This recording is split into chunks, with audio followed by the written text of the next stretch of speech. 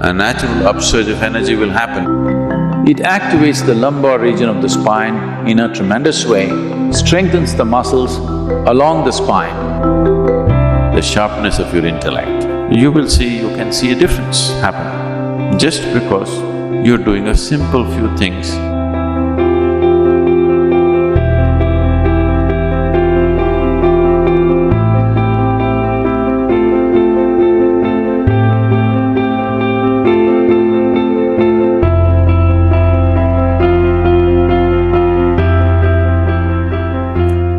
Ultimately, whatever you wish to do in your life, how much clarity do you have is all there is, isn't it?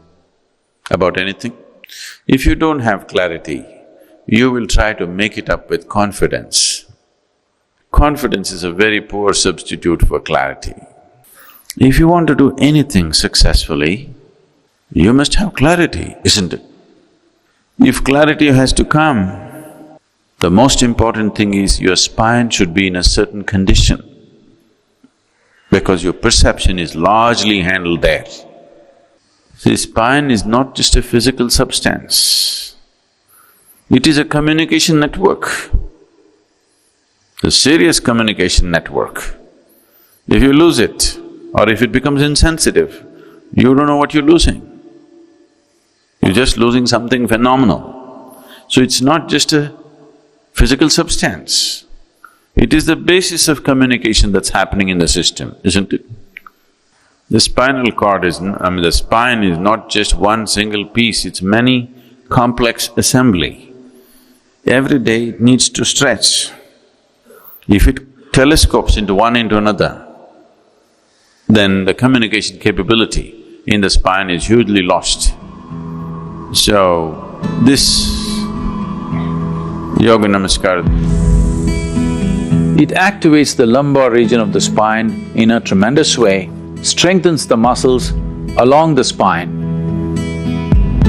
giving it a reinforcement so that as one ages, the collapsing of the spine, which causes pinching of the nerves, does not happen.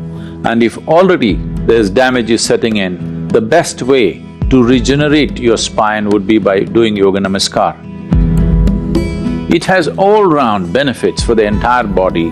Yoga Namaskar is a very simple and complete process by itself. a natural upsurge of energy will happen if you just keep your feet together and sit down in a squat. So the squat is best if you can put your feet together and squat, which most of you cannot do right now, very few people can do.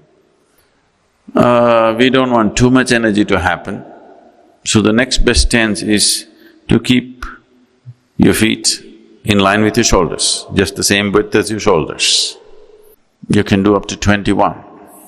21 is a good number to do. If you cannot do that, start with 7, slowly. Every 2 days, 1 extra if you do.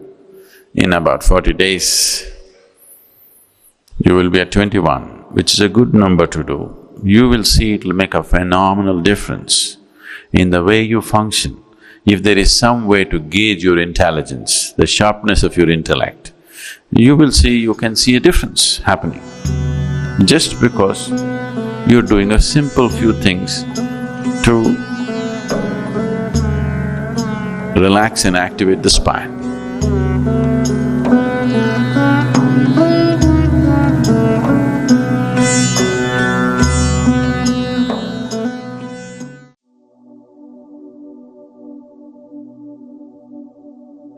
Have you ever wondered why we, as humans, stand erect when the world around us moves in myriad ways? Why is it that amidst all creatures, we alone have been bestowed with this unique posture? What if our upright stance is not just a product of evolution, but a key to a deeper spiritual journey? Today, we'll journey into the profound connection between the brain and the spine and explore how the erect posture of the spine plays a pivotal role in spiritual life. The brain, which is the seat of consciousness, and the spine, which is the pillar of our physical being, are intricately interwoven. Together, they form the central nervous system, which is the very core of our existence. But beyond the physiological, there is a deeper, more mystical relationship between the two. Think of the spine as the riverbed and the brain as the ocean. Just as every droplet of water in a river originates from distant sources, be it a melting glacier, a hidden spring, or the morning rain, our spine too gathers energies from various chakras or energy centers which are dispersed throughout its length. These energies, with their unique vibrations and frequencies, converge and journey upward, just as rivers wind their way through valleys and plains. All rivers, despite their unique paths and the challenges they face, be it rapids, waterfalls, or meandering bands, have one ultimate destiny, which is the vast expanse of the ocean. They never cease, they never tire, they continually flow, seeking union with the infinite. Similarly, the energy that flows through our spine, which is often referred to in ancient traditions as the Kundalini or the life force, has a singular aim, and that is to reach the brain, the seat of our higher consciousness. But what happens when this Kundalini energy reaches the brain? Just as rivers merge into the ocean, losing their individual identities and becoming one with the vastness, the Kundalini energy, upon reaching the brain, expands our consciousness. It breaks the barriers of our limited self, connecting us with the universal consciousness, the grand ocean of existence. But this energy is often dormant within many. When awakened and directed properly, much like a river that has been guided through well-placed channels, it can elevate our spiritual understanding and experience. It can transform our perception, thereby granting us insights beyond the ordinary and connecting us to the deeper rhythms of the universe.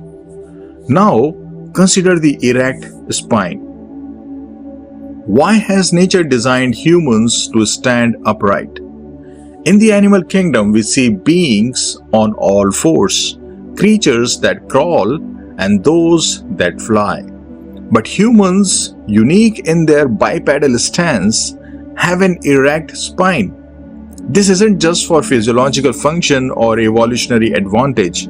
It's a doorway to the divine. An erect spine serves as a conduit, a direct channel for this Kundalini energy. When we sit or stand with an erect spine, we are not merely aligning our bones. We are aligning ourselves with the universe.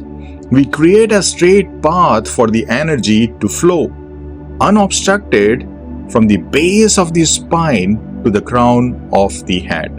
It's like clearing the debris from a river, allowing the water to flow freely and merge with the ocean. In many spiritual practices, the emphasis on maintaining an erect spine during meditation is paramount. It's not just about posture, it's about connection. By keeping the spine straight, we anchor ourselves to the earth while reaching out to the heavens. We bridge the gap between the material and the spiritual. But, dear seekers, remember this. The physical act of maintaining an erect spine is just the beginning. It's a tool, it's a method. True spiritual evolution comes from understanding and experiencing the energy that flows through this channel. It comes from recognizing the divine dance between the brain and the spine and embracing it. The journey of spirituality is not just about transcending the physical, but understanding it, honoring it, and using it as a vessel to reach the higher realms. The brain and spine are more than just parts of our body. They are the sacred instruments of our spiritual orchestra. And the erect spine? It is the maestro guiding the symphony towards divine harmony. So, as you walk your spiritual path, remember the profound connection between your brain and spine. Honor your erect posture, not as a mere physical stance, but as a spiritual stance, connecting you with the universe.